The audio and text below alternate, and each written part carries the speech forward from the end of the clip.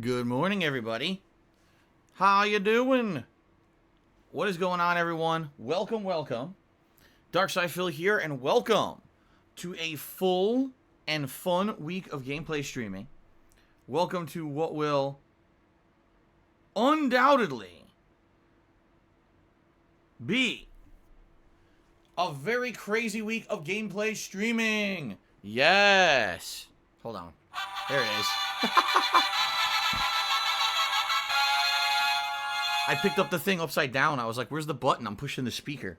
Anyway, yes, today is Wednesday, the 18th of November, 2020. I am Darkside Phil, and I welcome you to what's going to be an awesome 6 days. Why is it going to be an awesome 6 days? Allow me to explain. First of all, this week, every single stream that I do will be a new release.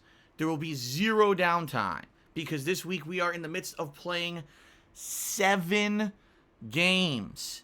Yes, 7 new release games are going to be played this week.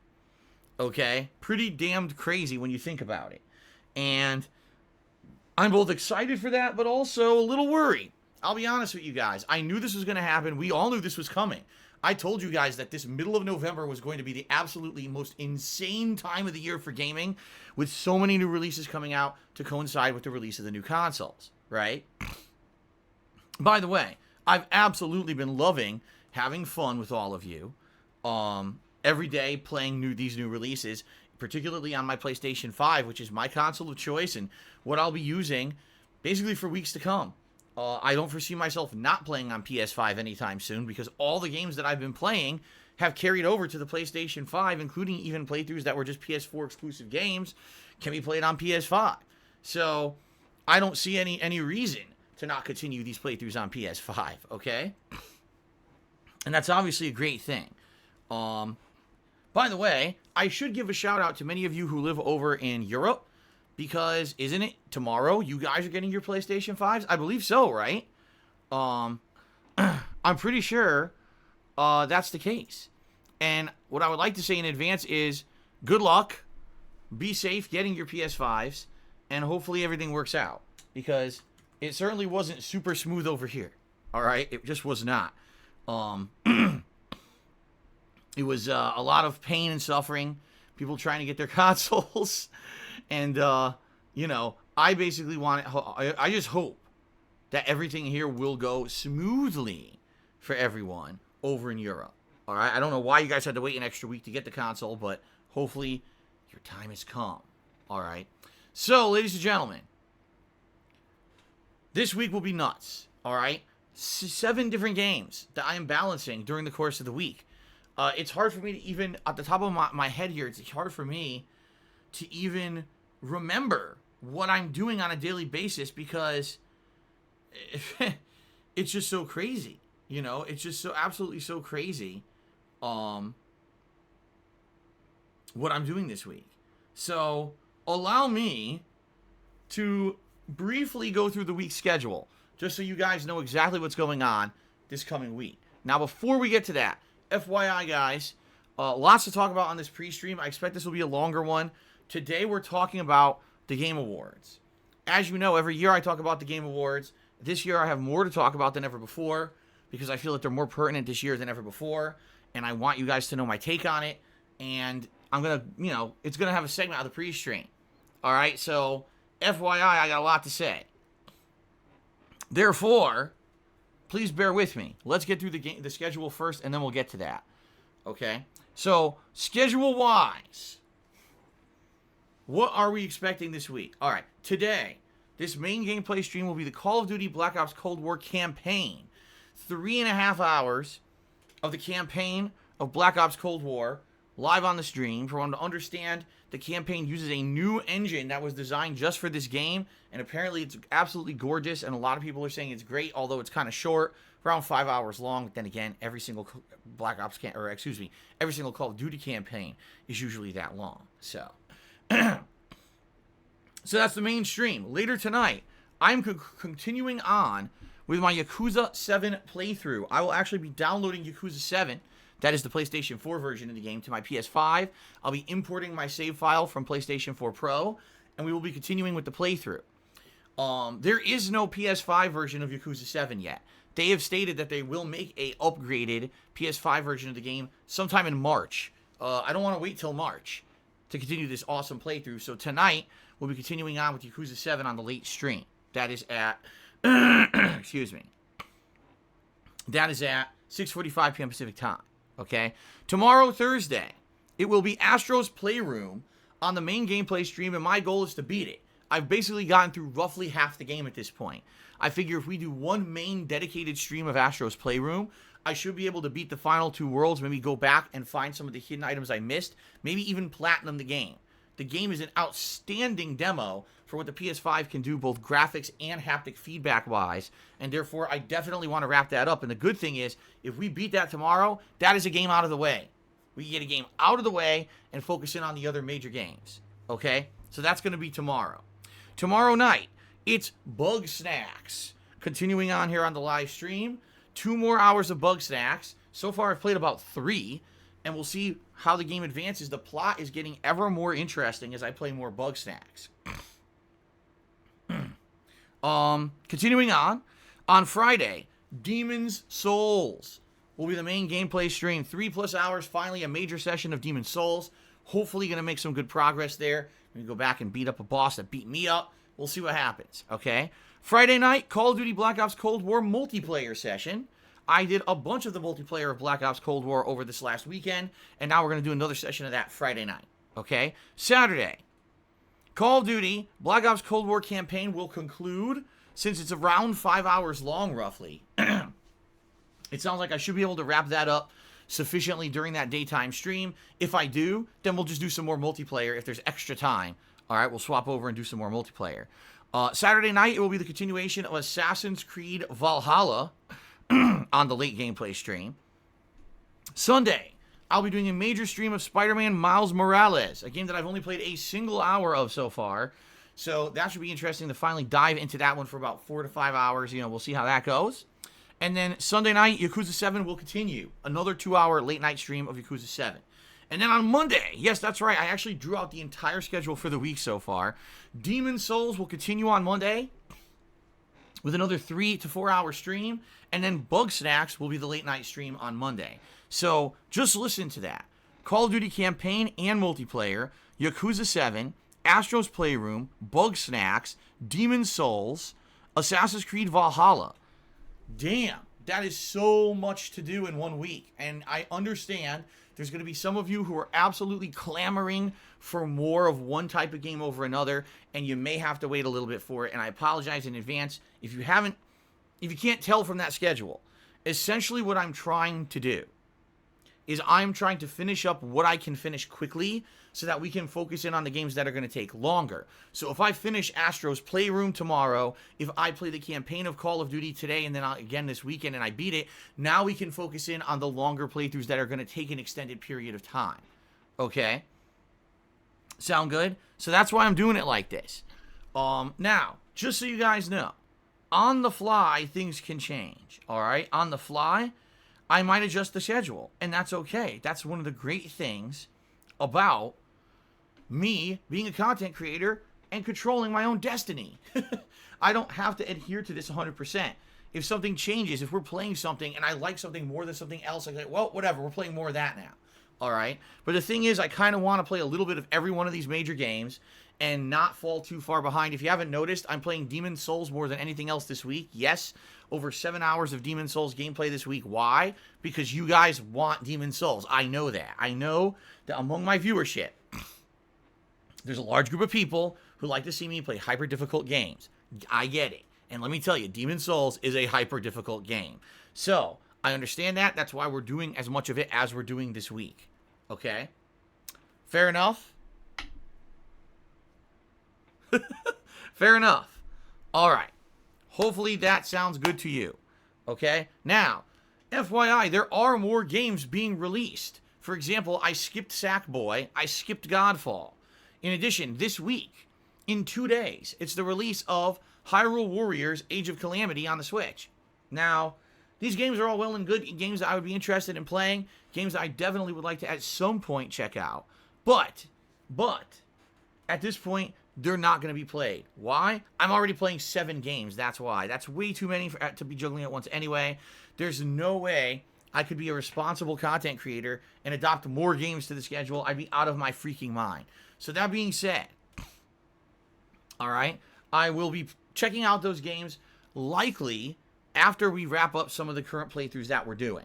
However long that takes, okay? So I hope you guys understand. You know, if you were looking for one of those games, sorry, I am interested in them, but we got to get through the stuff we're already doing before we start taking on more and more playthroughs. All right? Okay, good stuff. All right, so outside of that, obviously I'm going to have a lot of shout-outs today. I'm coming back from a break. FYI, guys, yes, the subscriber count has gone way down. If you notice, we were over 875 subs when I went on break on Monday, and I come back to 788, okay? Listen, that's okay. We already hit both Tier 1 and Tier 2 subscriber goals for the month. Therefore, we're good to go. We're doing a Christmas marathon event. There will be a DSP tries it during that event. You don't have to worry about that, all right? A lot of gifted subs expired and went boo down with the viewer, with the excuse me, not the viewer count, the sub count. Nothing could be done about that. All I would say is if you had a sub and it expired, now might be a time where you actually want to resub, because number one, I'll be doing non-stop new game releases for the next month or so. Number two, access to over 40 plus emotes during that period of time, including emotes that are very pertinent to the games I'm playing. Bug Snacks emote, Call of Duty emote, PS5 emote, some of the newest ones that people are really enjoying. And you will not have to watch advertisements when I take ad breaks, so consider subbing to the channel, or 'tis the season to maybe gift a sub to someone else who's a fellow viewer of yours who maybe you think would enjoy it, all right? All of that supports the channel, so please consider subbing if you're not currently subbed, or maybe gifting a sub if you know someone who might appreciate that. Fair enough? All right, now, today I want to talk about the Game Awards. Okay, let's talk about it. First of all, what are the Game Awards?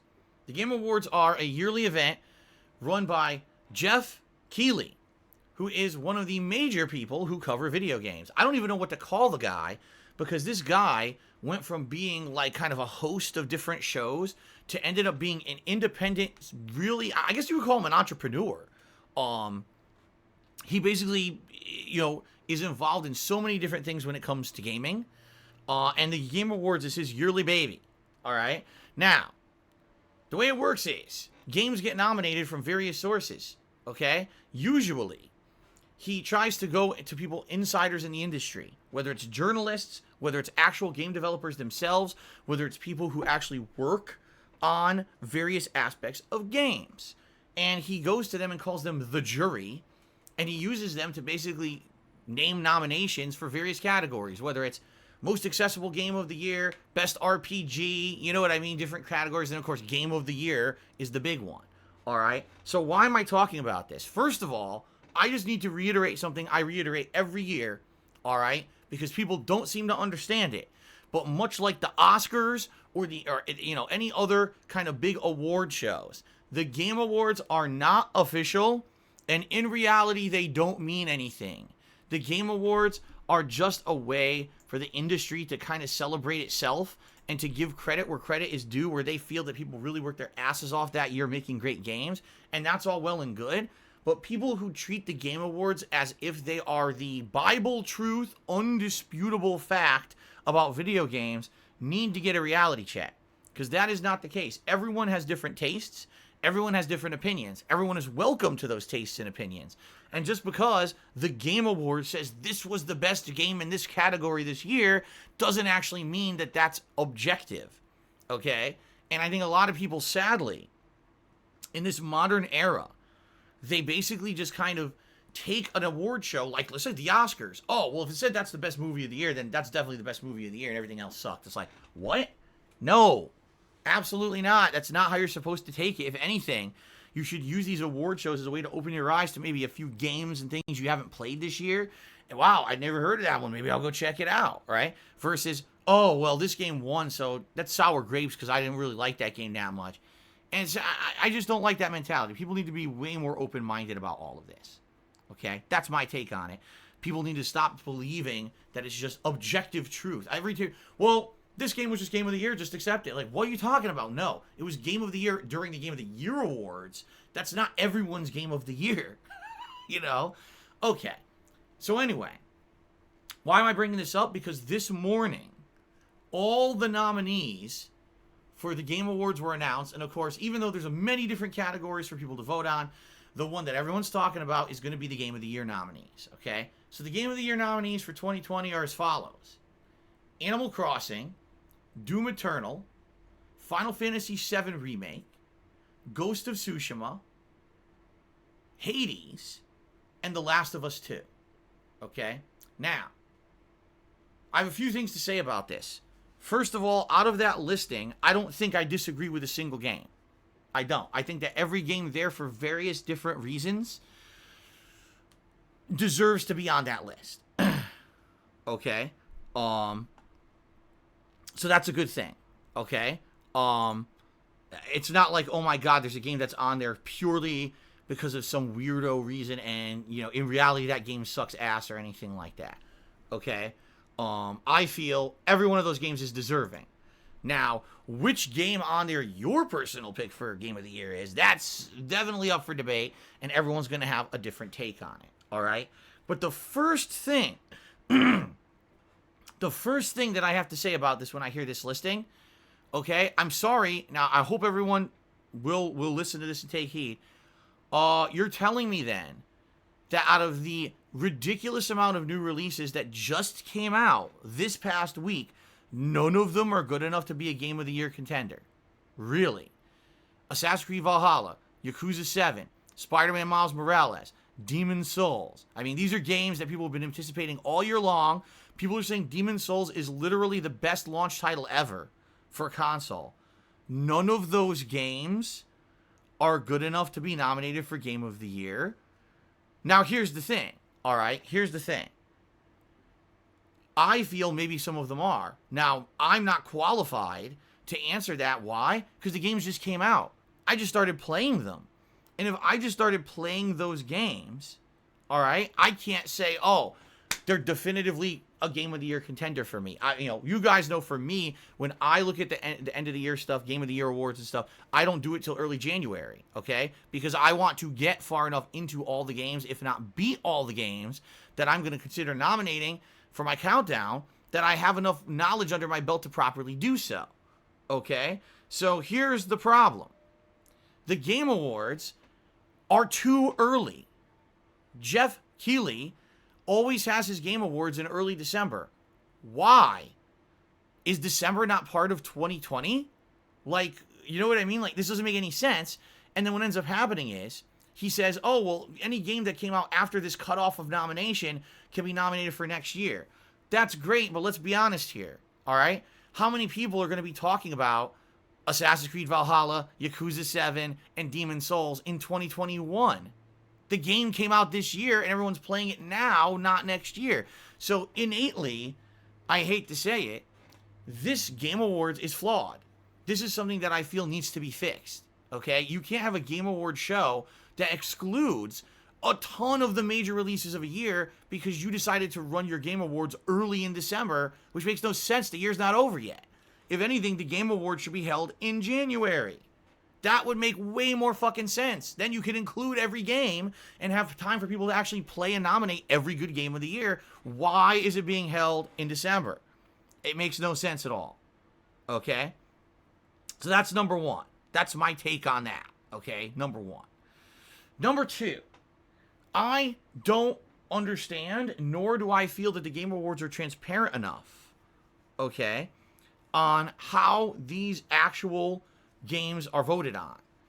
Right now, every category for the Game Awards, and that includes everything. Like I said, there's different categories of game. Best Shooter of the Year, Best RPG of the Year. You can vote on that right now online. You could vote for Game of the Year. You could vote for Most Accessible Game of the Year right now online.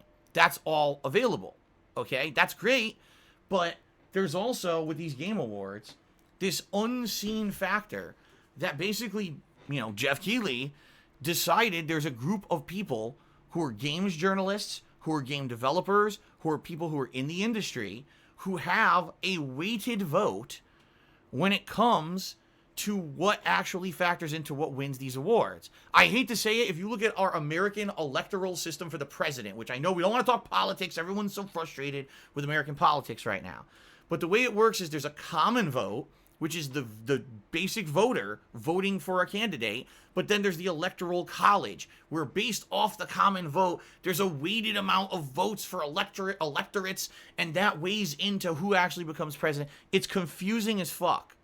All right, and it, quite frankly, a lot of Americans hate this system, don't understand why it exists, and want it to be abolished to just go to a pure common vote system. Why? You know what I mean? Why do we have this crazy electoral college? So when it comes to the Game Awards, it's even less transparent, because even though everyone's allowed to vote online, we have no information on how much weight those common votes have versus these insiders in the industry who apparently have a weighted advantage with their votes for all these categories, okay? Which is why when I keep telling you guys, the Game Awards are not actually the concrete Game Awards. It's just an event. It's a PR thing.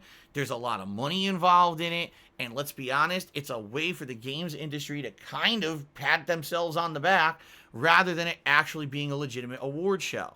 That's the truth of the matter. Now, I'm not saying it's evil. I'm not saying it's wrong. I'm just saying when you have a weighted average put towards a very select number of people on how they vote, that's not really a common award show. You know what I mean? And I don't understand why people treat it like that. I think it's ridiculous that people do. So this morning, when the award nominees for Game of the Year were announced, I tweeted Jeff Keighley directly in response, and I said, hey, Jeff, this year, could you, like, maybe make everyone's vote be kind of equal?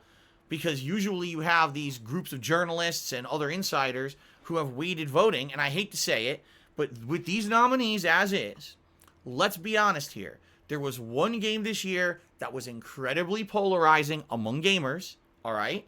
Some people absolutely loved it, and some people absolutely fucking hated it.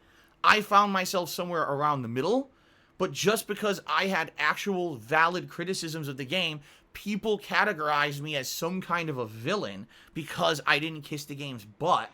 The game I'm talking about is The Last of Us 2. All right? I went off on this game many times this year, and I really don't have to do so again. But I had valid criticisms of this game, but just because I did, people categorized me as some kind of a misogynist hater who doesn't like characters who aren't males as protagonists of a game. You can't handle strong women. You can't handle transgender characters. You can't handle non-binary characters, and that's why you hate the game. If you actually listen to my criticisms of The Last of Us 2, none of that happened. None of that. Okay? Zero. My criticisms were very valid. I hated the story. I thought it was a miserable mess that was not fun to play because the writing was so ham-handed and they attempted to basically make you feel miserable the entirety of the game for the sake of art rather than realizing that video games are supposed to be fun. This game was not fun for me. Okay? That's my take. And I very well outlined my reasonings as to why many times during the course of this year. But just because I didn't like The Last of Us 2 as much as so many other people seemed to, that's it. I'm some kind of an ultra-conservative devil who just hates all women and that, you know, and this was kind of the straw man argument that was used in 2020 for anyone who presented a valid criticism of The Last of Us 2. It was basically just, if you don't like the game, it's because you're some kind of a fucking misogynist. You don't like representation in games. Like, what are you talking about? No. I enjoyed the representation that was in Last of Us 2. I just didn't like the insane amount of gore, the over-the-top murders, the fact that the game puts the protagonists against each other and tries to make you like one character that just is not likable based on the writing, and then they have to kill each other at the end of the game, which is fucked up. It's like the whole game is misery. That's not fun to me. To being forced to being miserable and do miserable things is not a fun game experience to me. That's my take. That doesn't mean I'm some kind of a fucking misogynist. Like, what are you talking about? Where anywhere in my actual criticisms of the game did any of that ever come up? Not once. But that's it. There's this liberalist agenda behind The Last of Us 2 that anyone who had a criticism of the game the criticism's invalid because you're just a misogynist or you don't believe in representation. Like, that's not the case, but that's what they used as their plot armor this year. That's their armor this year. We got to hide behind this, okay? So my concern, obviously, when you look at The Last of Us 2 is games journalists loved this game. 10 out of 10, best game of the generation. It's like, what the fuck are you talking about? If you actually look at common opinion on Last of Us 2, it's very mixed. There's some people who loved it and some people who legitimately hated it for valid reasons. And you can't just dismiss this giant group of people who didn't like the game because it's a liberalist game. You just can't do that. Logical people don't do that. There's people who only are guided by emotions. Okay, I'm emotionally invested in Last of Us 2 because finally it's a game that has representation of groups that usually aren't represented. So therefore, no matter what, the game's game of the year.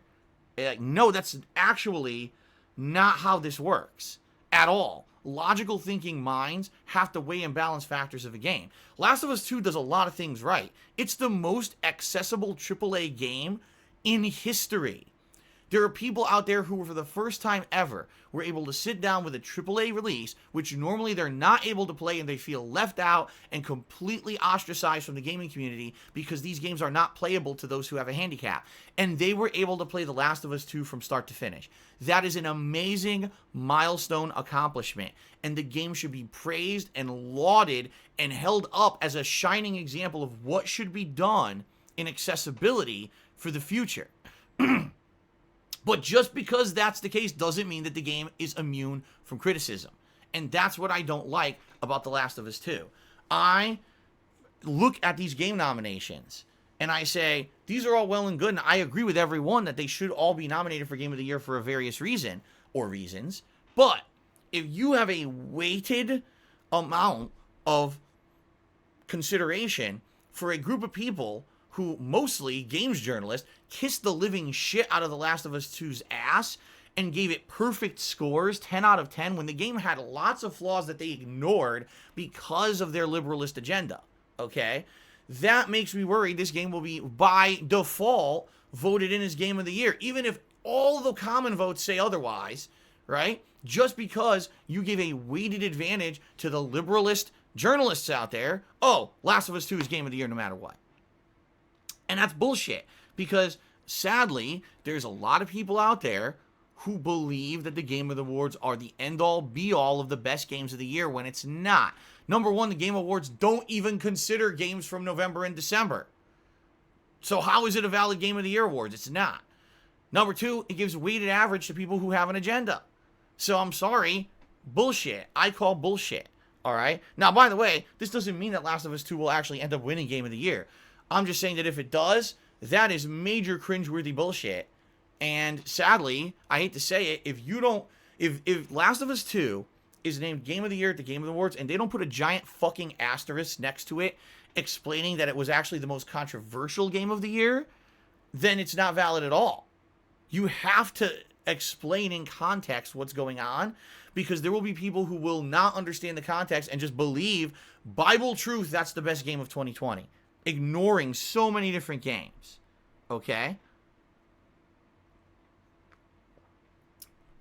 And that's my take on it. You can completely disagree, and that's okay if you do. That's absolutely okay if you do.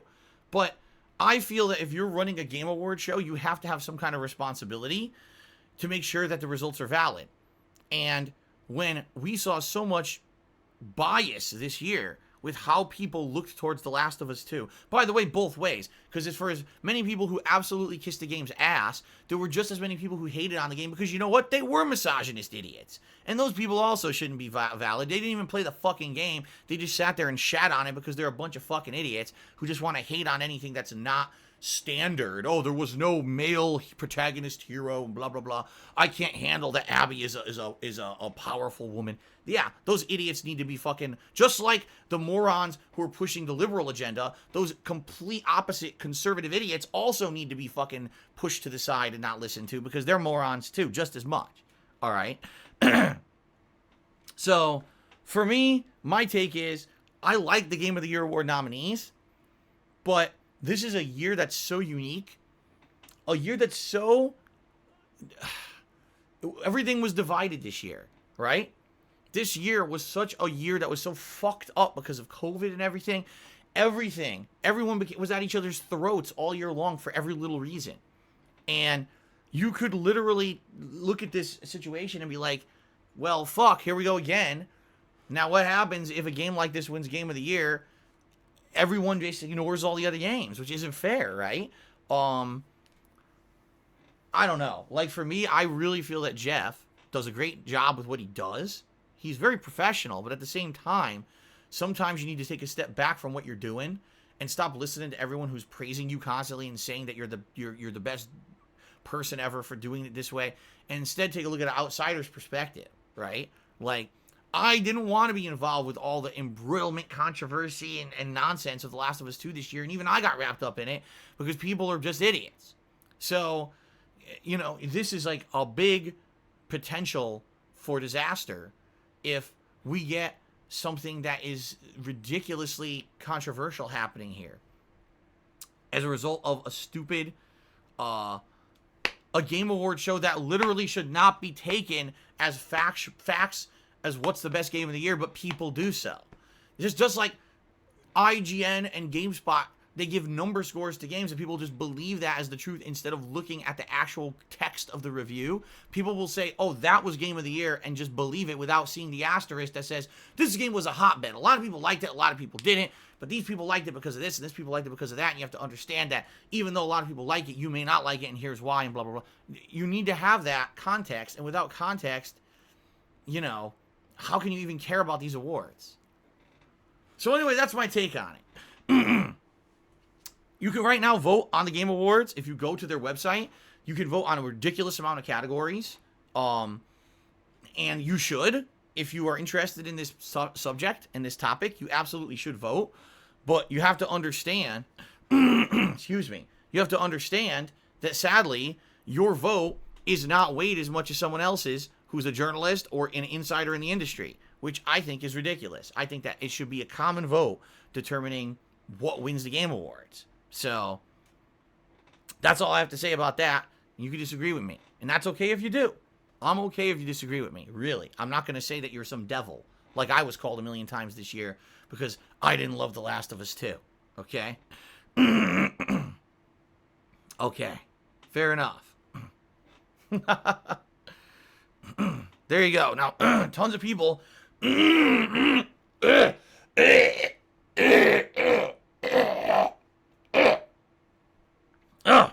Excuse me. Tons of people in the stream chat are now saying they're going to go stuff the ballot box for Last of Us 2 just to spite me. Go for it. Anyway. Okay. So, ladies and gentlemen, thank you for listening to my little spiel there this morning. I appreciate that. I appreciate you being patient. Thank you for that. I have a couple questions before we get, because I'm going to get to shout outs now. And I have a couple questions for the viewers, okay? Life for Soul, Marita Lucina, and Haseo X. I would be interested to know if you guys tipped me this morning. I believe you all did, but I want confirmation since you are, you know, longtime viewers here and regulars, because it looks like I got tips from you guys, but sadly this person who is a malicious idiot has been impersonating people a lot recently. And I want to make sure it's really you. Lives for Soul says yes. Okay, thank you, Lives for Soul. I'll give you a shout out then. We'll see if Marita Lucina or Haseo X respond.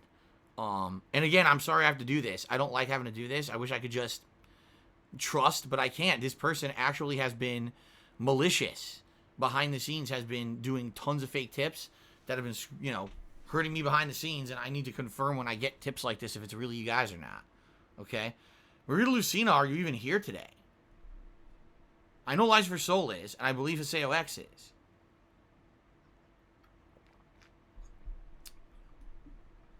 Let's see. But I don't even know if Marita Lucina's here. So how could Marita Lucina have tipped me if they're not even here? Right? Anyway. Let's get the shout-outs, everybody. Hold on.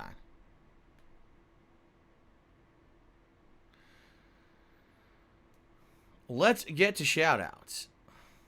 So we actually start off here with Genesis Gaming's Wii, who resubscribed to the channel for 20 months this morning and said 20 months of me doing my duties. All right, you do your duties there, Genesis Gaming's Wii. Thank you very much for the resub and the long time support, almost 2 years of getting your growing hair. Very nice. So Lives vs. Soul was the first tipper of the morning. Tipped me $10 and said, can you please ban everyone who doesn't think you're God's greatest gift to mankind? No, because I would have to ban myself. And I'm not going to ban myself from my own chat. So the answer is absolutely not.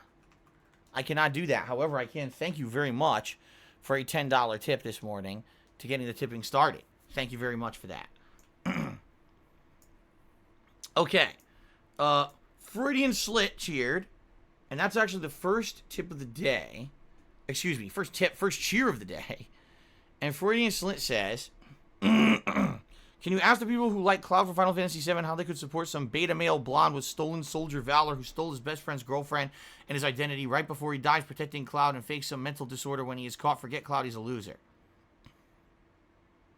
Okay. Sadly, if you played the Final Fantasy VII Remake, you have no idea what any of that means. You actually had to play the original Final Fantasy VII and then you would understand that. That was actually one of my major criticisms of the Final Fantasy VII Remake, is that sadly it didn't make sense because it wasn't really a remake at all. It was actually a new game. So anyway, yeah, eventually I would like to play the real Final Fantasy VII and show you guys the actual plot of the game, because you couldn't understand any of that if you didn't play the original game. Thank you for the cheer. Super Blind Man is here this morning. Says, greetings DSP and friends. Good morning, Super Blind Man. Super Blind Man definitely has investment in the Game Awards because he was one of the people who was asked to vote on accessibility games for the awards nominations, but he was not allowed to vote on the games he worked on himself, which is actually very, very, very good. Why on earth would you be able to vote on the games you worked on yourself? That'd be kind of dishonest, don't you think?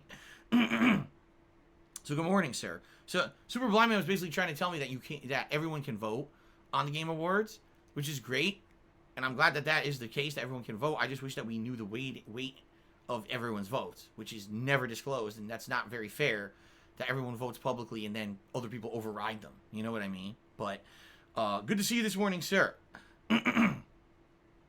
Okay. Excuse me. Freudian Slit cheered. He says, how is Scar a villain in The Lion King? Oh my god, my throat today is yuck. Stupid dry heat was on all night. So he says, how is Scar a villain in The Lion King? All he did, he had the audacity to hang out with the marginalized group in the Pride Lands known as hyenas. They're part of the circle of life. It seems like The Lion King promotes classism and suppression of certain groups in society.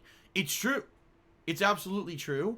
At the same time, Scar utilizes his placement in the Lion Pride as a way to actually take advantage of the hyenas. He doesn't actually care about the hyenas. He doesn't see them as equals. He's using the hyenas for his own purposes to take over the Pride Lands. So, even though you could argue, okay, it's kind of messed up because the hyenas are a suppressed class and Scar is just trying to basically give them the attention that no one else will give them because they all treat them like a lower class citizen. At the same time, he's just trying to abuse that class and use them for an end.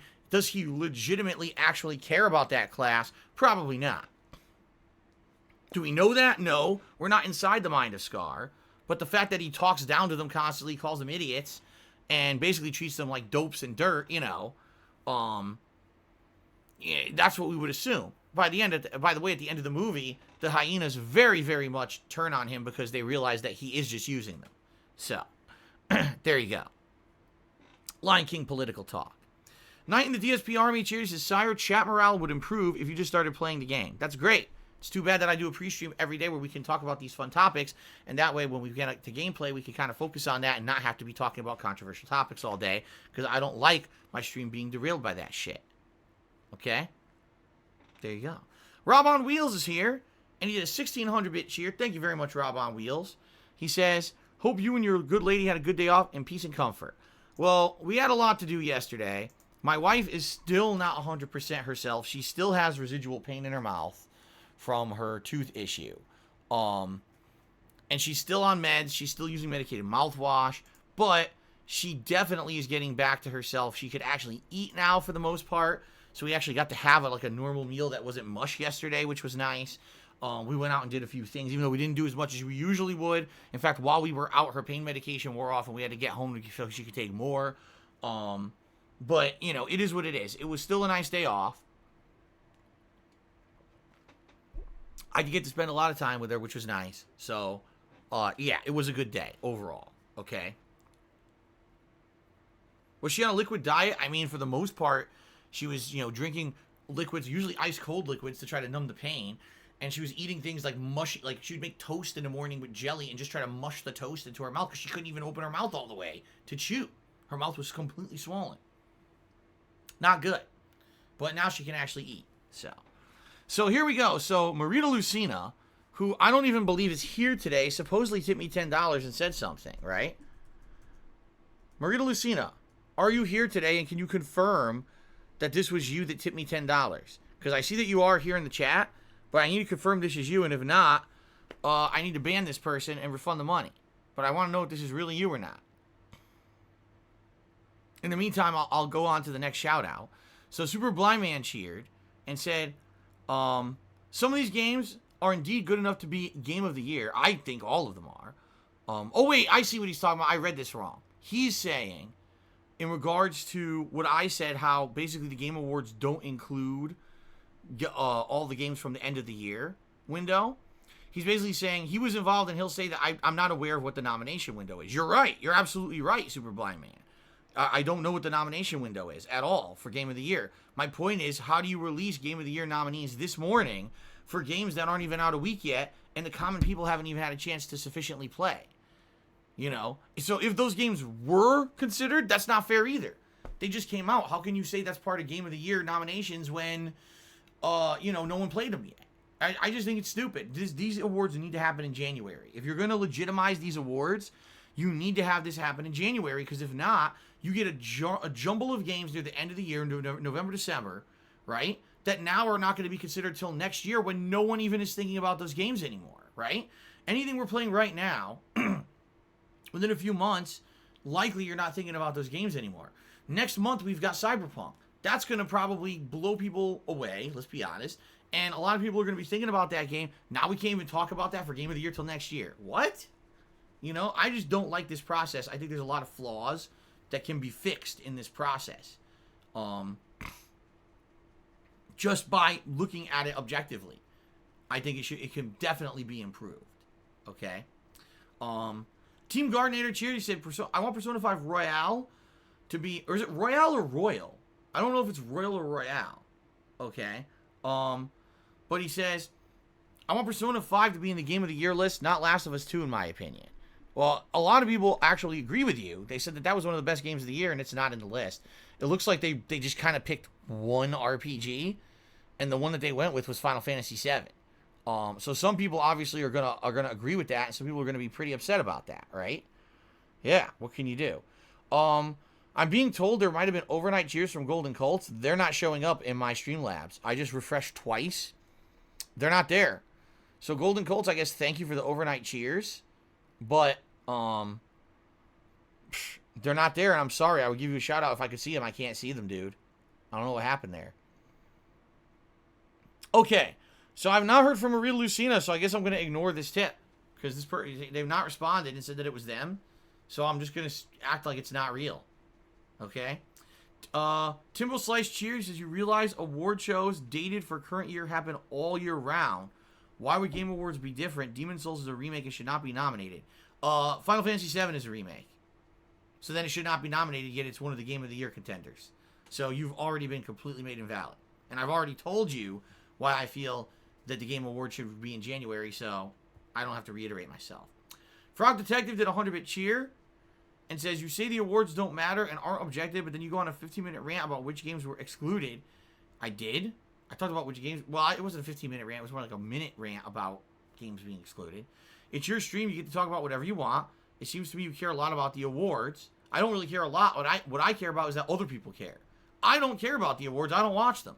I don't. I have not watched the Game Awards since that year when they had like rap artists playing shit. I mean, we're talking, that was like 7, 8 years ago. That was like the last time I watched it. And even then, I just had it on this white noise when I went to get food. And I came back and there was rap music blasting in my condo in Connecticut. I was like, this sucks. I remember tweeting about it. So I haven't watched it since then. But sadly, way too many people talk about it. Way too many people consider it legit. And way too many people think that Game of the Year means that's the best game of the year when it's not. Okay? And that's why I care about it. So there you go. So Haseo did a couple tips here. First, the $5 tip says, maybe literal brain-dead children consider the Game Awards actual awards, but it's really a giant ad. I mean, and in reality, that's a lot of what it is. If you take a look at the Game Awards, some games are actually presented for the very first time during the Game Awards. It's the first time ever that you get to see insider in-game footage, and here's a CGI trailer for this game, and herpaderpader. Yeah, that all happens a lot of the times for the very first time during the Game Awards, right? So I guess that's the truth, right? Now, Haseo X, I know you're here today, right? And this is legitimately you? I just want to be sure. Whoa, actually, Haseo X isn't here either. I think this might be illegitimate too. You see, this person is impersonating so many people. I don't think he's here either. So this isn't legit either. Oh my God. You guys see the bullshit that I got to put up with every day?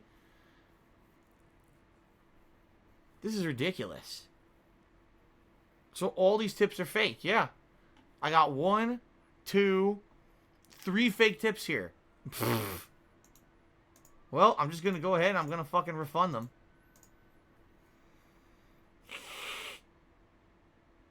He's basically coming in and he's impersonating stream regulars. And, doing repeated fake tips over and over and over. But you see what he's doing now. He's not doing it in these giant amounts anymore. He's doing it in these very small amounts so that it seems like it would be natural and as a part of the stream. He's even leaving comments, right?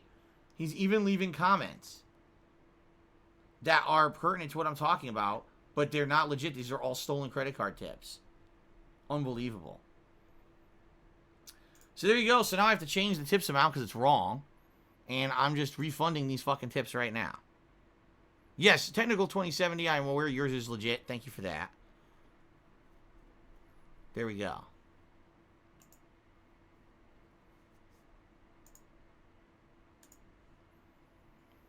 Okay, so this is wrong. Now I have to update this. We are only at $10 in tips right now. Those were all fake. What a piece of shit.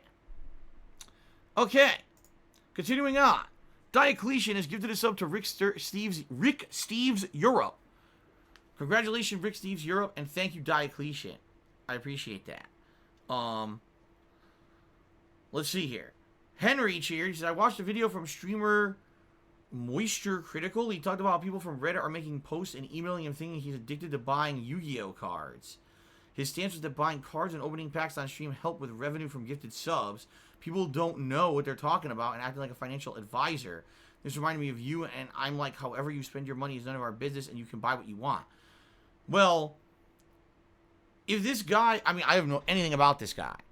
It sounds to me like this is a guy, a streamer who is basically making content of opening up stuff he buys. To my knowledge, people have told me over the years that this is legit. Like, there are people who do this all the time, whether it's like Magic or Yu-Gi-Oh or Pokemon. And then games too. People who play Ultimate Team in FIFA and other games from that group, that they have people who donate to them. Here's funds, but you need to use this to open shit on your stream, and then they do, and in turn that keeps people watching. They make ad revenue, people subscribe to the channel, people cheer, and therefore, you see, that's their business. If that's the case, okay, if that is the case, then that, I don't see how that's illegitimate.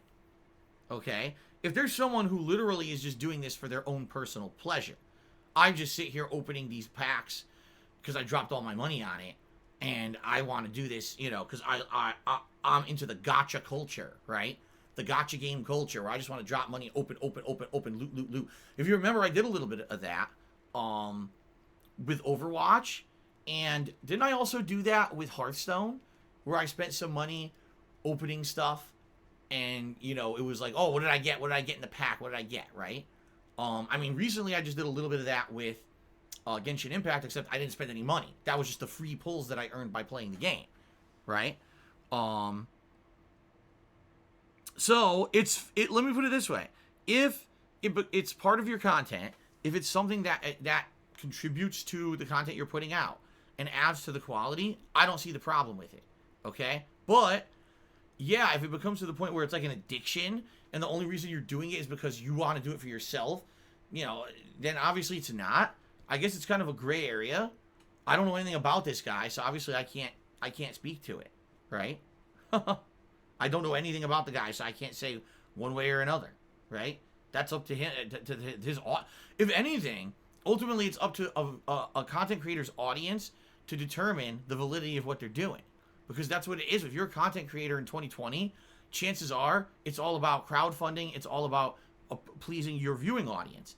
So if his audience feels that him doing that on stream it adds to the stream, great. If they're annoyed by it and they don't want to see, oh God, this guy's rich and he's throwing money at packs and it's not fair because we can't afford that, why does he get to do it? You know, if that's obnoxious or whatever to his audience, you know, then probably doesn't make sense to do it. But that's up to him to decide. I don't even know why you're kind of asking me that question.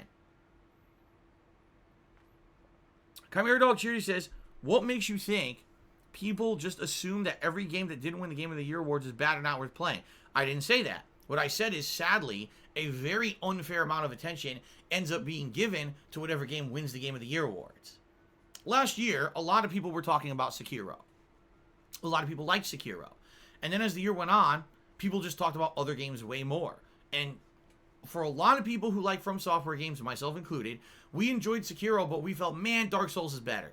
Kind of a shame that this new outing, this new IP they tried, it did work, it was fun, but it kind of wasn't as good as Dark Souls. I didn't even do a second run. I mean, every single Dark Souls game, Bloodborne, I always do second, third runs. No one wanted to see me do a second run of Sekiro. Nobody cared.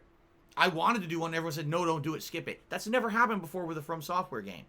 Then all of a sudden, Sekiro's Game of the Year at the Game Awards, and everyone, oh, it's the best From Software game ever. Like, what are you talking about? Like, what on earth are you talking about? Like, literally, that's not what happened. Like, everyone this year basically said that it wasn't as good as other From Software games. Now, all of a sudden, we collectively think it is. You know what I mean? Like, what are you talking about? So for me, that just, like, blows my mind that the Game of the Year awards can actually change people's opinion on a game when even there was an agreed upon collective opinion about the game earlier in the year. Oh, it won the Game of the Year award, so now it's great. It's the best game ever. Like, huh? So there you go. That's what I'm kind of saying. That Anonymous just cheers that I heard people are trying to follow what you say. You're eating dinner every day to track caloric intake and macros, micros. Is that an invasion of your privacy? If I tell you guys what I'm eating every day, that is not an invasion of my privacy because I publicly choose to disclose it. But the hilariousness about something like this is there's no way you could ever track my caloric intake. If I tell you today I'm having a bowl of soup for dinner, how do you know how many calories are in that soup? How do you know how much I ate? Did I have half a bowl, one bowl, or two bowls? Right? How much, even if I tell you the ingredients, like I've told you guys about the chicken tortellini soup that I eat, that it has tortellinis in it, it has chunks of tomato, it has kale, it has chicken stock, cannelli beans, and, oh God, there's something else that I'm forgetting. But anyway, I've told you the ingredients, right? Does that mean you know the ratio of the ingredients that I'm putting into it? Of course not. I could eat 10 tortellinis in a bowl of soup, and I could eat 100 tortellinis in a bowl of soup. Or the soup could be all kale. Like, you don't even know. So any idiot who's trying to actually guess my caloric intake is just that, a fucking idiot. You are speculating for the point of probably trying to create drama, and it's not going to work because all you're doing is speculating on nonsense. I could see if every day I told you guys, man, every day I'm eating burgers and pizza. Or you're like, holy shit, Phil, that's not good for you. No shit, that's common sense. But when I'm telling you I'm having homemade meals, today I baked chicken. right? Baked chicken with custom-made breading, a side of mashed potatoes, and some corn, okay? Well, what kind of potatoes? What's in the potatoes? I didn't tell you that, right? What's the breading made of? I didn't tell you that. There's no way you can judge caloric. How many pieces of chicken did I have? It's the stupidest thing. These idiots want, even with the little information that I give you guys about my personal life, these people are so insanely obsessed, they will try to actually pick apart every single thing that I say about my personal life for their own malicious purposes. So they'll try to say that a healthy meal of baked chicken with corn that has absolutely nothing added to it, no butter, nothing, and a side of a little bit of mashed potatoes, which, by the way, I don't even really like the mashed potatoes that much. I only have a little bit of it. They'll try to say that's unhealthy. They're nuts. These people are fucking nuts. Okay? I don't listen to their bullshit. Timbo Slice cheered and said, I'm very sad to see you did not include Animal Crossing in your... Hold on. Scrolled off the screen. Right in the middle of me reading it. Okay, I'm sad to see you didn't include Animal Crossing in your schedule. Thanksgiving event starts the 19th. Yeah, listen, Timbo. Here's the thing. Animal Crossing was one of my favorite games of 2020, as crazy as that sounds. Animal Crossing was a game that at a time when gaming was slow, it filled that gap. It gave us all something chill to do. It added a ton to my streams when it came to chill content. And Animal Crossing absolutely is a game that I'm going to be thinking about when I think about my personal Game of the Year awards at the end of the year. But the time for Animal Crossing has passed, in my opinion. Like, there's so many hot new games out right now that I want to play. I'm not going to take time away to play fucking Animal Crossing. Are you kidding me? That's a game you play when you just want to relax, when you need a break from everything else you're doing. Right now, I just want to keep playing these cool new releases that just came out. I don't want to become backlogged on them. I want to have fun with them. I don't care about Animal Crossing right now. Fuck that shit. Right? Like, there's a time and a place for everything. There was a large amount of time for Animal Crossing earlier this year with the COVID lockdowns and everything. Now, I just want to play PS5, man. So, sorry that's my take, especially if you enjoy the Animal Crossing content. The thing is, the biggest advocate for Animal Crossing was my wife. She hasn't played it either. She played a little bit of the game in October and said, wow, this really isn't that fun anymore. Yeah, I agree with you. Like, it was very fun for a while, but now it's just kind of more of the same over and over. It's the same shit. Which sucks, because earlier this year we were really thinking, oh man, when the holidays come around, we're going to want to play the hell out of this game. It's kind of the opposite. It's kind of like, now that we've been there, done that, and seen everything that's possible in the game, do I really want to run around the island for 2 hours shaking trees, trying to get a random crafting item just to make a fucking snowman? Who cares? I got good games, great, amazing, groundbreaking, brand new AAA releases to play. Animal Crossing is not a game to be playing right now, in my opinion. You know what I mean? Alright, so Technical 2070 tipped me $4.20 and says, love the videos, keep up the great work. Thank you very much, Technical, for that tip. I appreciate that. Thank you. Ugly Tuna Roll tipped me $2.50. It said, morning, hope you have a great stream. I have buddies who have maxed out credit cards on Ultimate Team in FIFA. That's not good. That's what I mean. It's that whole addictive mentality. It's a gambling mentality. I'm just going to keep dropping money. Hopefully I get the character I want. Hopefully I get the upgrade I want. Hopefully I get the... It ain't good, man. It ain't good in mobile games. It ain't good in console games. And it's very bad. It's not like... The thing is, unlike Overwatch, you can argue. The people who spend a ton of money in Overwatch, they're doing it on cosmetics, right? It's definitely not pay to win. If you're doing an Ultimate Team, that's what it is. You're buying the characters for your game. It's pay to win, right? That's not good. And that's a giant business model right now. Bill Wilson tipped me $2 to turn off streamer mode for Call of Duty when playing the campaign, or you won't hear the 1980s music in the game. I don't have streamer mode on. I just have the music muted. So I can turn the music on. So I will. What I'll do is I'll go into the settings, and I'll just make sure that the music is now turned on. Because I manually turned the music off. Okay. Murdoch is here and tipped me $50. And I confirmed this is real. It is legit. Thank God. A legit, big tip. And I appreciate that very much, Murdoch. Thank you for the $50. So Murdoch says, I just got back from the ER. Oh, my God. Are you okay? Something got into my eyeball and wounded it. Now I have to take drops and they make my vision all blurry. Fun times, let me tell you. I'm definitely ready for PS5 action. Dude, I'm so sorry to hear that. You know, I have eye issues. Everyone knows. Sometimes I tell you guys right in the middle of a stream, I'm like, oh my God, my eye's burning. I can't see. So I myself have eye issues. And I know how fucking super duper annoying they can be. I've never had something lodged in my eye to the point where, like, you know, I couldn't see and I had to go to the hospital. That's terrible, man. Well, I hope you feel better. And I guess watch the streams with one eye. I don't know what else to say. I hope that it does get better sooner rather than later. And thank you so much for the very generous contribution. That means we'll be starting today wearing the Gunner glasses already. Very nice. Thank you, Murdoch. Chimera Dog cheers. I think you're conflating your opinion with everyone's opinion. You don't like Sekiro that much. Other people outside your bubble did. That's all. No, I'm well aware a lot of people like Sekiro, but you have to understand, Chimera Dog, that in life, you have to judge things based off your own personal experience and then listen to everyone else outside of that.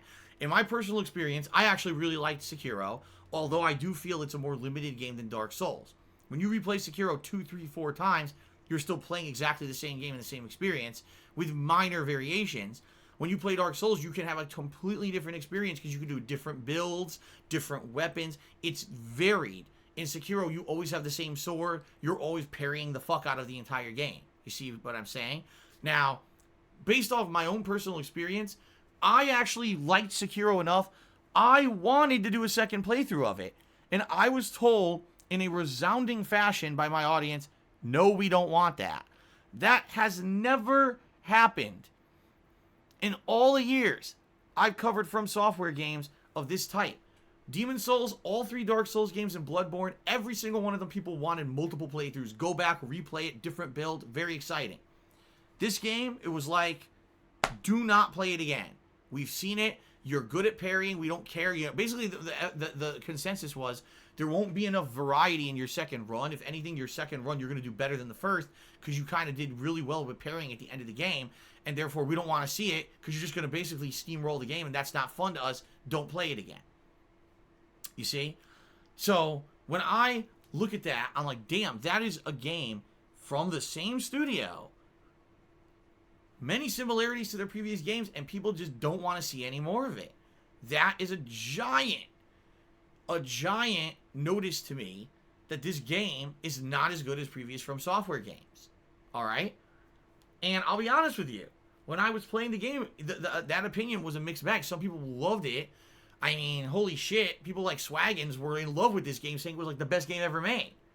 But then there were other people who were kind of like, wow, this game really is a one-trick pony. It was much like Last of Us 2, although for completely different reasons, thank God. It was a game that there was no consensus. There was a very split opinion on the game. So you could say, yeah, people outside my bubble had a different feeling than me. You're right. But I knew that. I knew that there were people who absolutely loved it because there were people, some of my moderators loved the game. And I didn't like it that much, right? So I knew that. But to say, like, literally no one was talking about Sekiro for the second half of 2019. The game had all been forgotten. Unlike other Dark Souls games, Bloodborne, people were talking about those games for years. Sekiro, no one mentioned after, like, 2 months after the game came out. No one was talking about this thing anymore. But it's Game of the Year. Sure it is. Whatever you say. CHMF, resubscribed for 4 months, said, hey man, how's it going? How you doing? For me, the saddest part is that a game like Far Cry 3 never even got a chance at Game of the Year. It came out at the end of the year. I just voted for this year's show, and Miles Morales got in some categories, so I hope that the sub helps. Thank you very much, CHMF. I appreciate that. But here's my point, all right? You can't have a game come out this week and then say, oh, here's the Game Awards, vote on it. Like, what? The game just came out. You need time for people to play a game, have a game sink in. And I'm sorry, but you can't just be reliant on a small group of people who got advanced copies of everything to make these determinations, right? I'm sorry. It needs to be legit. To me, a Game Award show that basically ignores stuff at the end of the year and doesn't even give enough time for people to play those games to even think about considering them for an award, it's just not legit. It's too rushed. The Game Awards should be in January, mid to late January. Just like my Game of the Year awards. Look when I do my Game of the Year countdown. Do I do it in fucking early December? No, I did it in January so that way I could play all the games. It just doesn't make sense to do it like this. Yet it's always like this.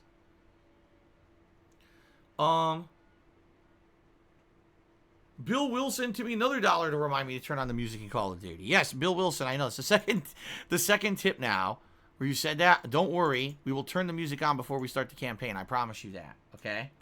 We shall do so. Henry Heimlich cheered. He said, I love him personally. Do you think that Anonymous crosses the line? I love him. I don't even know what you mean. Like, that Anonymous, sometimes he'll run a random poll, and it's funny. And sometimes he'll run a random poll that I think is a little bit superfluous to the stream. Maybe he does it a little bit too often. But outside of that, I wouldn't even know what the hell you're talking about. So, there you go. Alright. Let us now get to shout-outs for those who are currently the top cheerers here on the stream. Even though this is only counting Monday and this morning, the streaming week is young, and so these leaderboards undoubtedly will change, many times during the week. But for now, thank you. Thank you very much to the top cheers of the week. We have a tie for 9th place between Conversalist and Henry. We have a tie for 7th place between Frog Detective and Timbo Slice. We have a tie for 5th place between Mujtaba and HPC Killa. Dr. Tony Hughes is in 4th place. Golden Colts is in 3rd. Fallout 3 Fan is in 2nd. And Rob on Wheels is currently the top cheerer of the week. Thank you very, very much.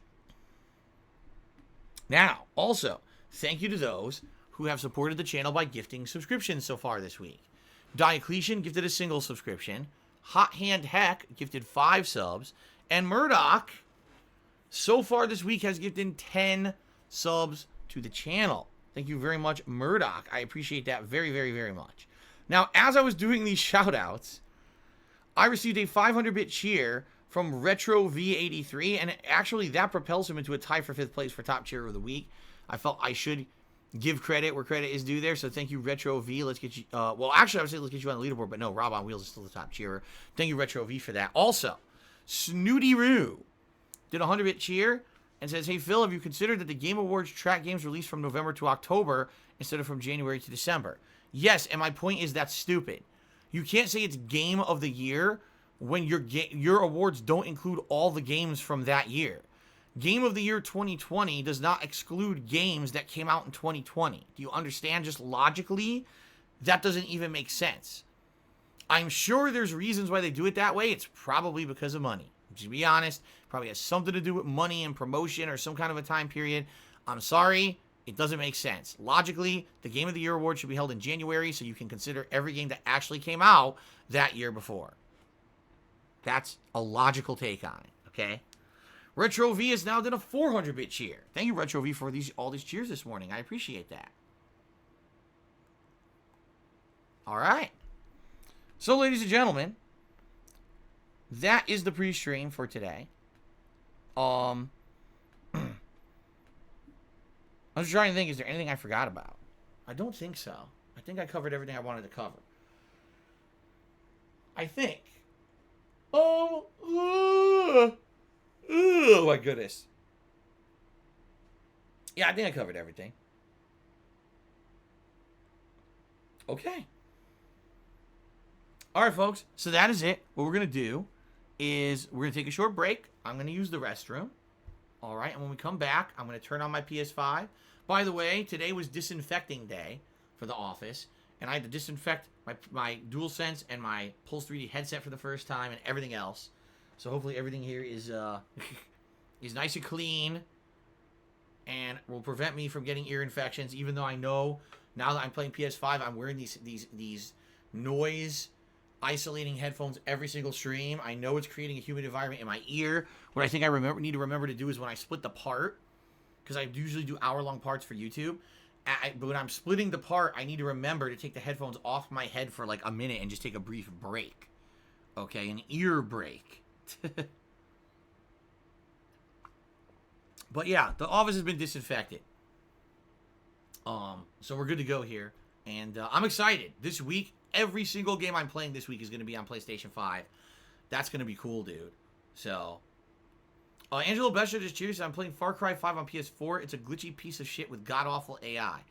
I thought Far Cry 5 was just okay. It really just felt like Far Cry 4 with a few tweaks. It didn't feel like an innovative new game to me at all.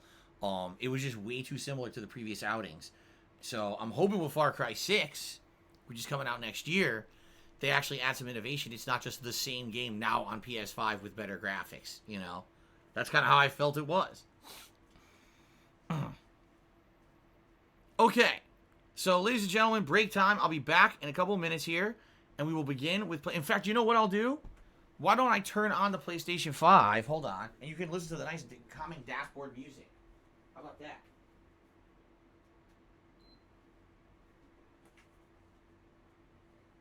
Yeah, hold on. Let me get the PS5 on. You guys have told me you really like how relaxing the dashboard music sounds.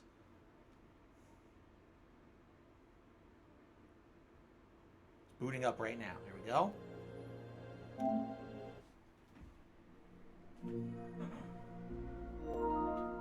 Okay. My foot is now caught up. It's caught up in my fucking headphones. I believe the system had an update, and I think it auto did it because I set up the system to do auto updates. So I think the system would have updated automatically, but I'm not sure because, I mean, it's a brand new console. We don't know how this works. Here, notifications. Astro's Playroom was updated. The system software update is complete. Yup, it did it. So, wow, actually, so in the last couple days, all right, that I've been away, here, I'll show you guys. This is kind of cool.